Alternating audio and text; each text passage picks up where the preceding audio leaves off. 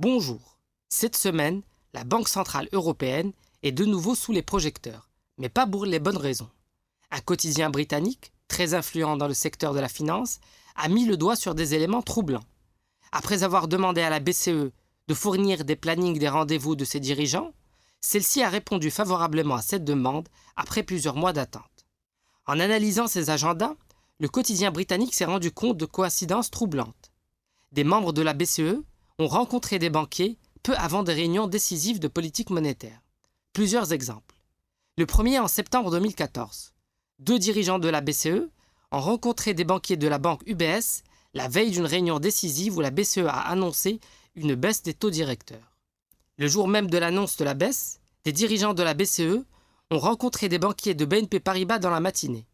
En mars 2015, des membres de la BCE ont rencontré le gérant d'actifs BlackRock un jour avant l'annonce d'informations importantes sur les modalités du quantitative easing européen.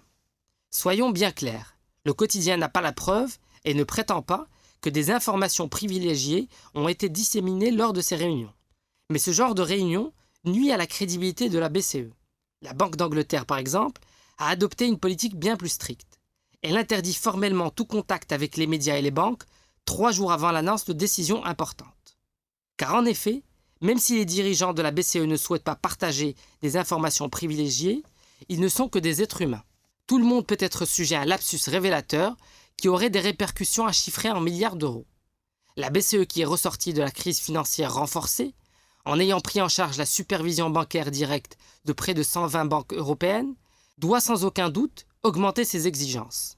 Bien sûr, la Banque centrale doit être proche des banques qu'elle régule pour écouter leurs besoins, pour comprendre leur situation et pour améliorer le processus de transmission de la politique monétaire dont les banques commerciales sont le vecteur.